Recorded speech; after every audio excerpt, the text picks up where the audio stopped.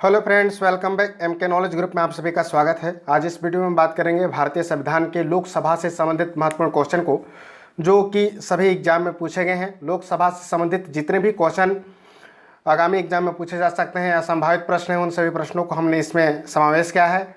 और previous years में जितने भी क्वेश्चन पूछे गए हैं उन सभी क्वेश्चनों को भी इसमें देखेंगे। तो चलिए हम स्टार्ट करते हैं। हमारा पहला क्वेश्चन है कि निम्नलिखित में से जनता द्वारा प्रत्यक्ष रूप से निर्वाचित सदन है। इसमें 4 ऑप्शन आपके पास है, राज्यसभा, लोकसभा, उपरोक्त दोनों उपरोक्त में से कोई नहीं। इसका राइट आंसर बताना है। तो इसका राइट आंसर क्या होगा? इसका राइट आंसर हो जाएगा लोकसभा। लोकसभा को प्रत्यक्ष रूप से निर्वाचित सदन कहा जाता है, क्योंकि इसमें प्रत्यक्ष रूप से जनता के द्वारा ही प्रत्याशियों को जो है उनके द्वारा ही जो भी नेता लोग होते हैं उनके चुना जाता है। इसलिए हमें लोकसभा के जो भी मेंबर हैं उनको प्रत्यक्ष निर्वाचन से जो है प्रत्यक्ष निर्वाचन के द्वारा ही चुना जाता है। इसलिए लोकसभा को प्रत्यक्ष निर्वाचन का सदन भी कहा जाता है। नेक्स्ट हम क्वेश्चन की ओर बढ़ रहे हैं। नेक्स्ट हमारा क्वेश्चन है कि भारत में लोकसभा किसका प्रतिनिधित्व करता है? राज्य की विधानसभाओं का, राज्य और केंद्र शासित प्रदेशों का, भारतीय जनता के या राजनीतिक दलों का? तो इसका राइट आंसर हो जाएगा भारत में लोकसभा प्रतिनिधित्व करता है जनता का, क्योंकि यहाँ पर जनता के द्वारा ही लोगों का चयन किया जाता है या चुनाव किया जाता है और प्रत्यक्ष रूप से इसमें जनता भाग लेती है। लोकसभा को आम चुनाव भी कहा जाता है, क्योंकि इसमें आम लोग भाग लेते हैं। तो इस प्रकार से इसका राइट आंसर सी ऑप्शन सही होगा। नेक्स्ट क्वेश्चन है, भारतीय संविधान के किस अनुच्छेद में लोकसभा के गठन के संबंध में प्रावधान किए गए हैं?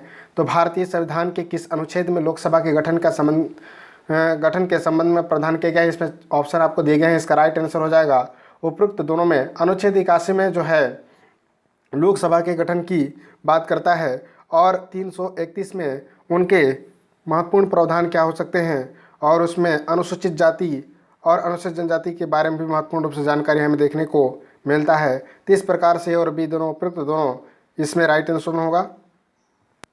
नेक्स्ट क्वेश्चन है, मूल संविधान में लोकसभा की सदस्यों की संख्या कितनी निर्धारित की गई है? इसका राइट आंसर बताना है। तो मूल संविधान में लोकसभा के सदस्यों की जो संख्या निर्धारित की गई थी वो 500 थी। इसका राइट आंसर क्या था? 500 था मूल संविधान जब हमारा बना था उस समय। नेक्स्ट क्वेश्चन है कि 31वें संवैधानिक संशोधन अधिनियम द्वारा लोकसभा की अधिकतम सदस्य संख्या कितनी निर्धारित की गई है? तो 31वें जो संवैधानिक संशोधन अधिनियम हुआ था उसमें लोकसभा की अधिकतम संख्या 545 निर्धारित किया गया था। तो इसका राइट आंसर डी होगा।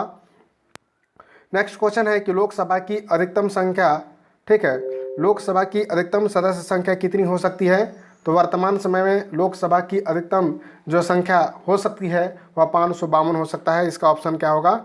डी, यानी कि 552 सबसे अधिकतम अंतिम संख्या है लोकसभा की। नेक्स्ट हम बात करेंगे वर्तमान में लोकसभा के कितने सदस्यों को राज्य की जनता सीधे निर्वाचित करती है? तो इसका राइट ऑप्शन होगा आपका डी नंबर 530। 530 जो सदस्य होते हैं, मेंबर ऑफ पार्लियामेंट होते हैं लोकसभा में, जनता द्वारा प्रत्यक्ष रूप से चुना जाता है। और इसके अतिरिक्त जो 12 सदस्य और होते हैं उन्हें मनोनीत भी किए जाते हैं, मनोनीत नहीं किए जाते हैं।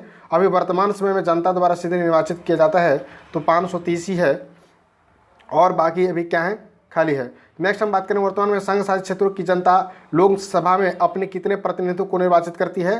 तो 13 क्या है आपका जो है संघ शासित क्षेत्र से इसमें चुना जाएगा। इसको आप स्पष्ट रूप से ध्यान रखेंगे, ठीक है। नेक्स्ट यहाँ पर देखिए, पहला हमारा क्वेश्चन था कि वर्तमान में लोकसभा के कितने सदस्यों की राज्य की जनता द्वारा, तो यहाँ पर राज्य को आपको इंडिकेट कर रहा है, यानी कि राज्य की जनता द्वारा।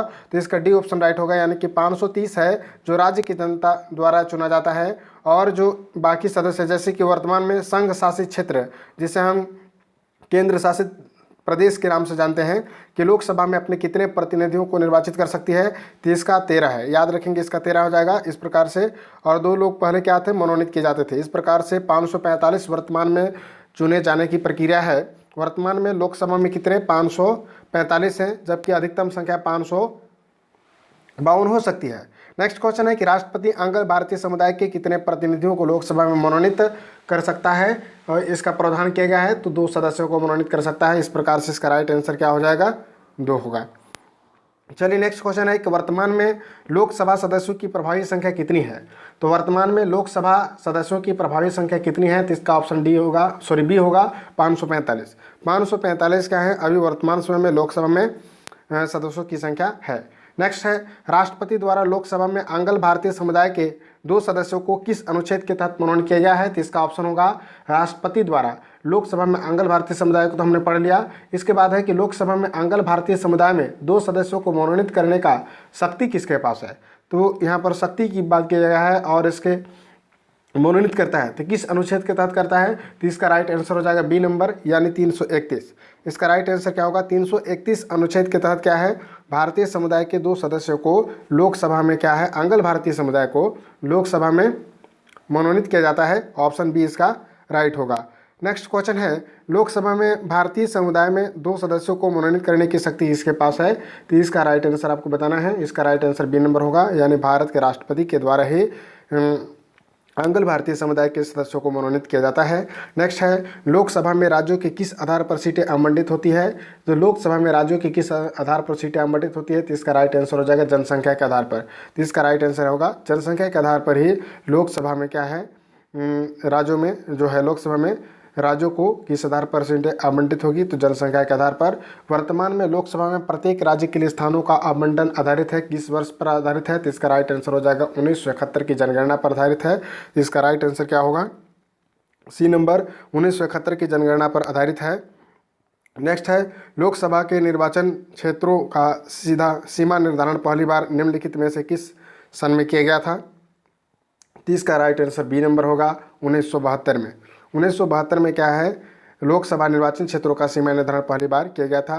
नेक्स्ट है लोकसभा में राज्यवार सीटों का आवंटन 1971 की जनगणना पर आधारित है। यह निर्धारण किस वर्ष पर यथावत रहेगा? तो इसका ऑप्शन हो जाएगा 2026 तक। 2026 तक 1971 की जनगणना पर आधारित है और लोकसभा राज्यवार सीटें की कोई भी परिवर्तन नहीं किया जाएगा। तो इसका ऑप्शन क्या हो जाएगा? बी ऑप्शन सही होगा। नेक्स्ट क्वेश्चन है लोकसभा के सभी निर्वाचन क्षेत्र निम्न में से किस प्रकार के होते हैं? तो लोकसभा के सभी निर्वाचन क्षेत्र निम्न में से किस प्रकार के होते हैं? तो एकल सदस्य निर्वाचन क्षेत्र के रूप में जाने जाते हैं। इसका ऑप्शन क्या हो जाएगा? ए नंबर होगा।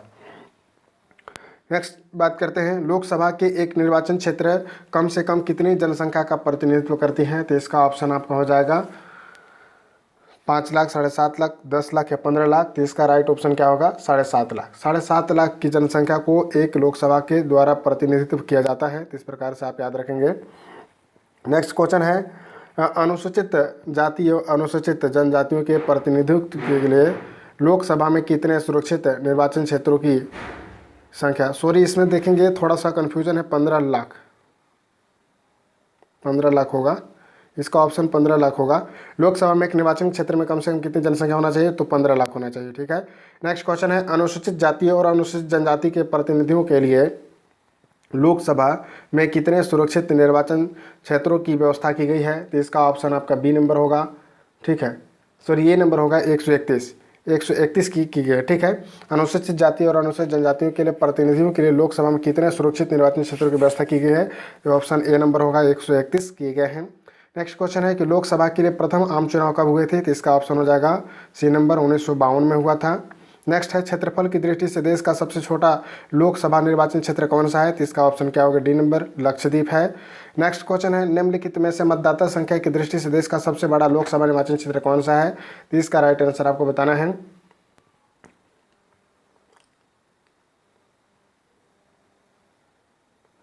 डी नंबर इसका राइट आंसर हो जाएगा मलकागिरी।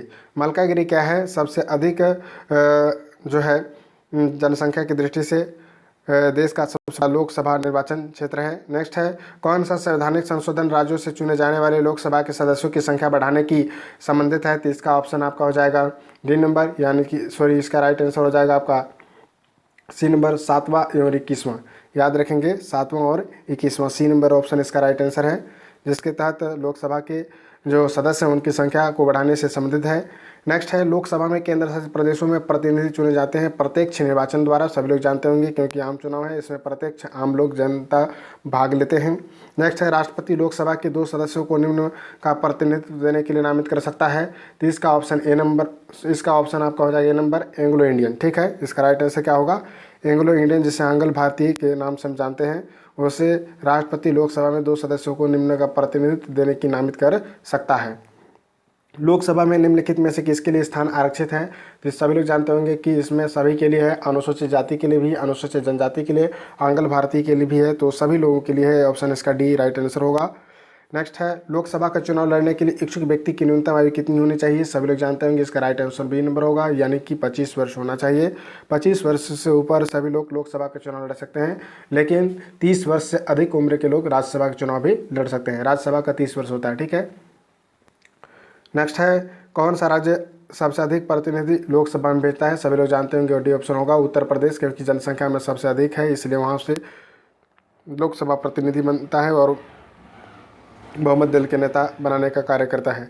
नेक्स्ट है निम्नलिखित युग्मों में से कौन सा युग्म सही नहीं है? राज्य लोकसभा के स्थान, इसका ऑप्शन बी नंबर होगा, यानी कि बी नंबर क्या है? गलत है, यानी कि सही नहीं है। आंध्र में 25 सही है, पंजाब में 13, पश्चिम बंगाल में 42 है, ये भी सही है। तो इस प्रकार से युग्म मिलाने के आपको दे सकते हैं। किस राज्य का लोकसभा और राज्यसभा के प्रतिनिधि तो सबसे अधिक हैं? तो सभी लोग जानते होंगे उत्तर प्रदेश का है। तो इसी प्रकार के नए नए वीडियो के लिए हमारे चैनल को जरूर सब्सक्राइब कीजिएगा और नेक्स्ट पार्ट हम नेक्स्ट वीडियो में लाएंगे। फिर मिलते हैं किसी नए वीडियो में। Thank you very much. जय हिंद, जय भारत।